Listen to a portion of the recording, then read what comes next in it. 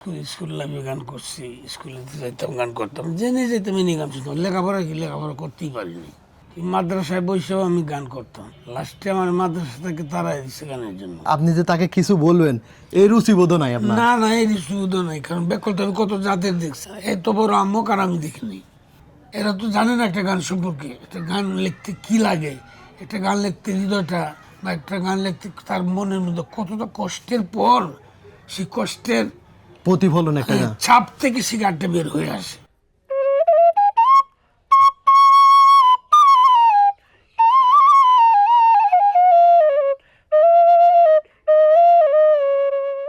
সালাম সরকার বাংলাদেশের একজন জীবন্ত কিংবদন্তি ও জনপ্রিয় লোকশিল্পী। তিনি একাধারে গায়ক, গীতিকার ও সুরকার। আজকের এই ভিডিওটিতে আমরা জানব সালাম সরকারের জীবনের কিছু গোপন এবং অজানা তথ্য। 90 দশকের দিকে সালাম সরকারের কালো চশমা নিয়ে একটা রহস্যের সৃষ্টি হয়েছিল। আজকে এই ভিডিওতে এই রহস্য ভেদ করার চেষ্টা করব। এই ভিডিওটি একদম অন্যরকম হতে চলেছে, তাই এই ভিডিও সম্পূর্ণ দেখলে সালাম সরকার সম্পর্কে অনেক গোপন এবং অজানা তথ্য জানতে পারবেন। বাউল গান বাংলার ঐতিহ্যবাহী লোকায়ত সঙ্গীতের একটি অনন্য ধারা। এটি বাউল সম্প্রদায়ের নিজস্ব সাধন গীত। আবহমান বাংলার প্রকৃতি, মাটি আর মানুষের জীবন জিজ্ঞাসা একাত্ম হয়ে ফুটে ওঠে বাউল গানে। আরও ফুটে ওঠে সাম্য ও মানবতার বাণী। বাংলার বাউল গান এখন বিশ্ব সংস্কৃতির একটি ঐতিহ্য। এই স্বীকৃতি দিয়েছে জাতিসংঘের শিক্ষা, বিজ্ঞান ও সাংস্কৃতিক সংস্থা ইউনেস্কো। বিশ্বের 43টি বাক ও বিমূর্ত ঐতিহ্য চিহ্নিত করতে গিয়ে ইউনেস্কো বাংলাদেশের বাউল গানকে অসাধারণ সৃষ্টি বলে আখ্যা দিয়ে একে বিশ্ব সভ্যতার সম্পদ বলে ঘোষণা দিয়েছেন। বাউল গানকে ইউনেস্কো 2008 সালে আনুষ্ঠানিকভাবে ইনট্যাঞ্জিবল কালচারাল হেরিটেজের তালিকাভুক্ত করে। বিশ্ব সংস্থার এই স্বীকৃতির ফলে বাউল গান নিয়ে দেশ বিদেশে সৃষ্টি হয়েছে ব্যাপক আগ্রহ। বাংলার লোকসঙ্গীতের এক বিশাল ভাণ্ডার ময়মনসিংহ গীতিকা। আর ময়মনসিংহ বিভাগের নেত্রকোনা জেলার কেন্দুয়া হচ্ছে বাউল তৈরির কারখানা।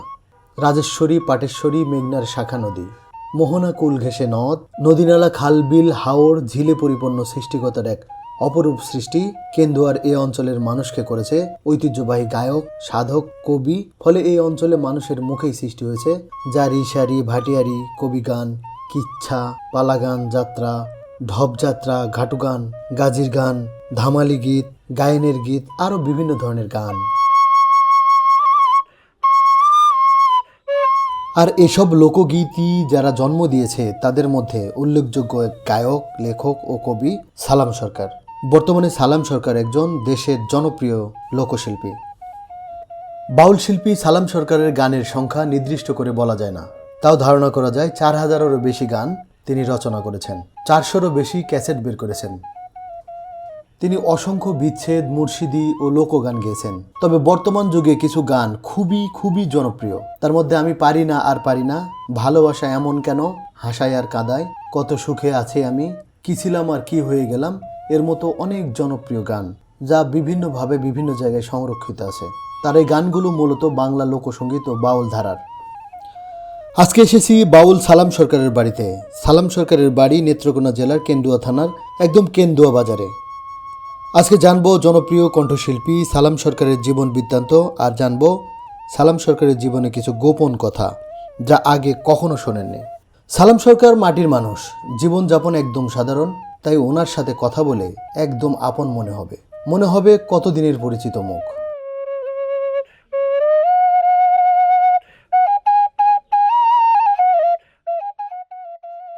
আসসালামু আলাইকুম। ওয়ালাইকুম আসসালাম রহমতুল্লাহ। ওস্তাদ কেমন আছেন? আল্লাহ পাক ভালো রাখছে। কিছুদিন আগে অসুস্থ ছিলেন, এখন মোটামুটি সুস্থতা? মোটামুটি আল্লাহ পাক রহমত করছে একটু মানুষের দয়া। প্রথমেই যেটা জানতে চাচ্ছিলাম সেটা হচ্ছে আপনার এই গানের জগতে আসাটা কিভাবে, একটু ছোট্ট করে যদি বলতেন।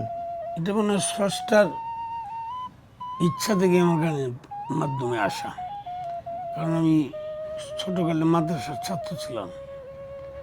এই মাদ্রাসায় বসেও আমি গান করতাম। লাস্টে আমার মাদ্রাসা থেকে তারাই দিচ্ছে গানের জন্য। পরে চলে আসলাম, এসে গানের মধ্যে লেগে গেলাম। মানে মাদ্রাসাতে গান বলা হারাম এই ধরনের কথা বলে তাড়িয়ে দিয়েছে? হ্যাঁ। সেটা কত বছর বয়স হবে? ক্লাস 4-এ পড়ি তখন। ক্লাস 4-এ? আচ্ছা। তো গানের হাতেখড়ি কি বাবার কাছ থেকে, বাবা কি গান গাইতেন? না, আমার বাবা ছিলেন সাধারণ মধ্যবিত্ত পরিবারের মৌলবী মানুষ, মৌলবী মানুষ, মুন্সি কিসিমের মানুষ। মানে গানে ছিলেন না? না, তাহলে গানটা কি আপনার অভ্যন্তরীণ থেকে, যেমন আল্লাহ প্রদত্ত বললেন? আল্লাহ প্রদত্ত। হ্যাঁ, এই গানের জন্য উস্তাদ আমাদের বংশগতের মধ্যে কেউ গান বাদ্যের ভিতরে নাই। শিল্পী বা গান করতো এরকম কেউ ছিল না। হঠাৎ করে আমি আসা, কেন জানি আমার খালি গানই ভালো লাগতো ছোট থেকে। যেখানে যেটা শুনতাম এটাই শিখে পালাইতাম। গাইতেন? তো গান লেখাটা শুরু হলো কবে? লেখাটা তখন উস্তাদের কাছে আছে। আমি যখন উস্তাদ ধরলাম, উস্তাদের লিখনি দেখলাম, হ্যাঁ স্টার্টিংটা কীভাবে করে, হ্যাঁ মাঝে কি বসায়, ফিনিশিংটা কীভাবে দেয়, হ্যাঁ। এগুলি দেখতে দেখতে উস্তাদের কাছে জিজ্ঞাসা করতে করতে পরে এটা আমিও ট্রাই করতে লাগলাম, লিখতে লাগলাম। পরে আমার 2 নম্বর উস্তাদ যিনি মকবুল হোসেন সরকার সাহেব, তিনি বললেন যে তোমার লেখার ধাত ভালো, তুমি ইচ্ছা করলে গান লিখতে পারবে, লিখো। এই তো উস্তাদের দেওয়া সাহস পেলাম আর আমি লিখতে থাকলাম। এটা কত সালে হবে? সালটা মনে নেই, তখন আমার বয়স 20 বছর, 20 বা 21 এরকম। হ্যাঁ, এর আগে উস্তাদের সাথে গান করতাম আর কি। আচ্ছা। স্কুল লাইফে গান করছি, স্কুলে যাইতাম গান করতাম, জেনে যেতাম এনে গান শুনতাম। লেখাপড়া করতেই পারিনি গানের নেশায়, গানের নেশায়। আপনার প্রথম উস্তাদ, যেহেতু দ্বিতীয় উস্তাদের কথা বললেন, অবশ্যই তাহলে উস্তাদ আবেদ আলী সাহেব, নগরে 18 বাড়ি, 18 বাড়ি, এই নেত্রকোনারই, এই থানা, এই থানারই। আর দ্বিতীয় উস্তাদ ওনার বাড়ি তারাইল, থানা মকবুল হোসেন সরকার সাহেব, তারাইল। আচ্ছা, আপনার গান যখন জনপ্রিয় হতে লাগলো, তখন আস্তে আস্তে আপনি গীতিকার, সুরকার এবং গায়ক 3 রূপেই আবির্ভাব হলেন। তো আপনার কাছে এই 3টা যেহেতু আলাদা আলাদা স্টেপ, আমি বলবো একটা গান করার জন্য 3 জন লোক লাগে, একজন লেখক, একজন গায়ক আর একজন সুরকার। আপনি যখন একাই এই 3টা মানুষের ভূমিকা পালন করলেন, তখন আপনার কেমন লাগলো? বিষয়গুলো কষ্টদায়ক বা কঠিন মনে হলো কিনা? না, কেন জানি আমার কঠিন মনে হয় নাই, কারণ আমি তো উস্তাদের পাণ্ডুলিপি দেখছি। হ্যাঁ, দেখিয়া ওনারা এইভাবে লিখছে, সুরটা এইভাবে করছে। হ্যাঁ, তখন ওনাদের কাছ থেকে এই জিনিসটা আমি শিখে নিয়েছি অলরেডি। পরে আমি যখন লিখতে শুরু করলাম, তখন ভারতীয় কিছু সুরকে আমি ফলো করলাম। হ্যাঁ, কাজী নজরুল ইসলাম সাহেবের কিছু সুরকে আমি ফলো করলাম। এই করতে করতে পরে আমার মৌলিকতা আসছে আমার মধ্যে।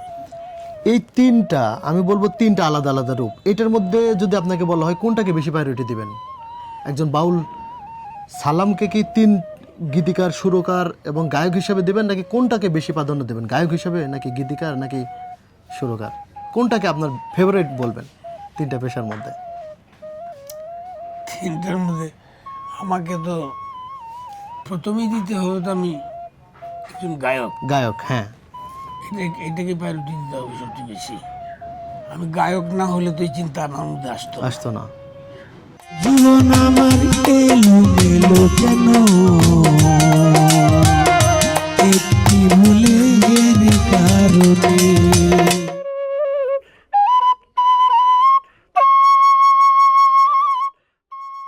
সালাম সরকার এক সময় স্টেজে গান করার সময় কালো চশমা পরতেন। এ বিষয়ে অনেকে অনেক প্রশ্ন তুলেছিলেন।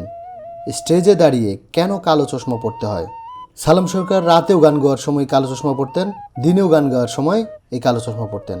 অনেকে বলেছেন সালাম সরকার যখন স্টেজে উঠে গান গাইতেন, অনেক মেয়ে নাকি সালাম সরকারের চোখ দেখে প্রেমে পড়ে যেতেন, যা ব্যক্তি জীবনে অনেক সমস্যার সৃষ্টি করত। তাই তিনি কালো চশমা পরতেন যেন ওনার চোখ দেখা না যায়। কিন্তু তাতে ঘটল আরেকটি বিপত্তি। কোনো এক এসপি সাহেবের মেয়ে সালাম সরকারের কালো চশমা পরে গান গাওয়া দেখে সালাম সরকারের উপর ক্রাশ খেয়ে যায়। যে সমস্যা থেকে উত্তরণের জন্য কালো চশমাটি পরলেন, ঠিক সেই সমস্যাতে পড়ে গেলেন আরও গাঢ়ভাবে। চলুন এই কালো চশমার বিষয়টি কোথায় গিয়ে দাঁড়ালো শুনে আসি সালাম সরকারের মুখ থেকে।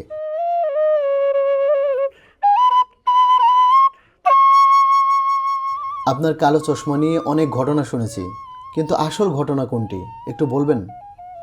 এটা একটা মেয়ের প্রেমের ব্যাপার ছিল। আচ্ছা আচ্ছা এটা এসপি সাহেবের মেয়ে ছিল। আচ্ছা তো এটার সাথে আমার মোটামুটি উঠা বসা কিছু ছিল, কিন্তু আমি তাকে কখনো সায় দিই নেই। এটা যে সে কালো চশমা পরে দেখিয়া তার খুবই ভালো লাগছে, মানে বলা বাহুল্য। পরে আমাকে ওনাকে না করছেন এসপি সাহেব যে আপনি কখনো কালো চশমা পরবেন না। মেটিনে একটু ঘটনা হয়েছিল, পরে আমি এটা যাব না পুরোটা বলতে, পরে উনি না করছে যে আপনি কালো চশমা দিয়ে গান করবেন না। এই আচ্ছা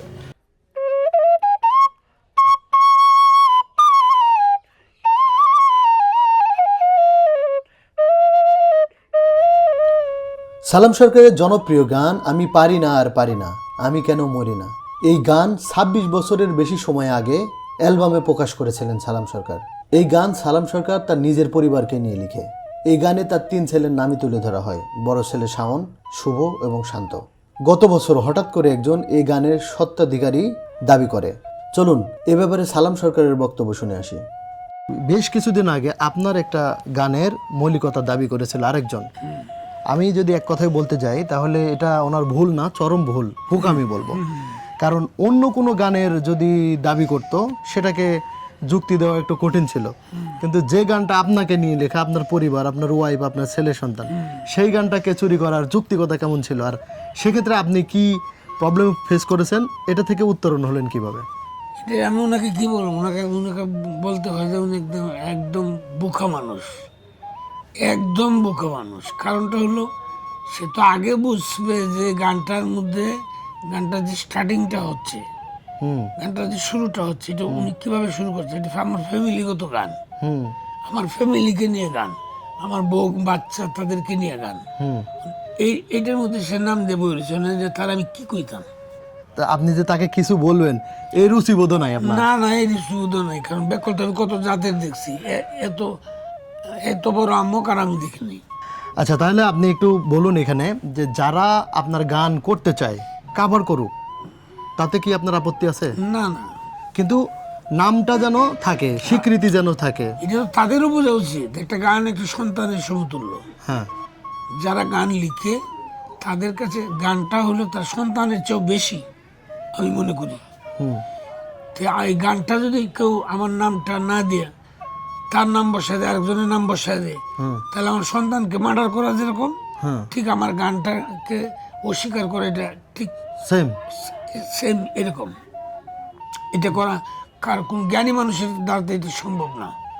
আর কোন জ্ঞানী মানুষ এটা করবেন না। আলতু ফালতু ছেলেপেলে যারা আছে এরাই এটা করতে পারে, কারণ এরা তো জানে না একটা গান সম্পর্কে, একটা গান লিখতে কি লাগে, একটা গান লিখতে হৃদয়টা, বা একটা গান লিখতে তার মনের মধ্যে কতটা কষ্টের পর সেই কষ্টের প্রতিফলন একটা ছাপ থেকে সে গানটা বের হয়ে আসে।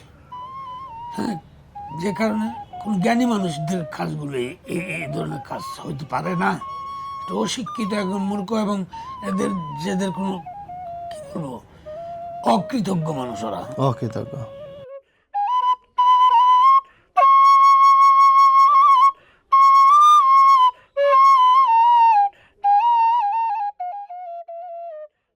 এই গানে এসে তো জীবনে অনেক অর্জন রয়েছে, তার মধ্যে উল্লেখযোগ্য কিছু সম্মাননা বা অর্জনের কথা মনে আছে কিনা?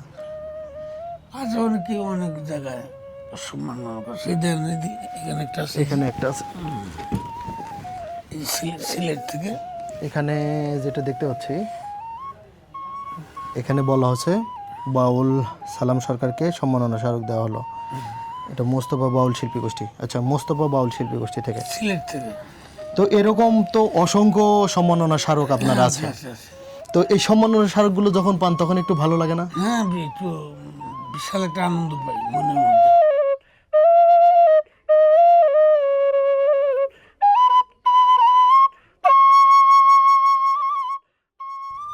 সালাম সরকারের গানে মানুষের ব্যক্তি জীবনের প্রতিফলন বেশি।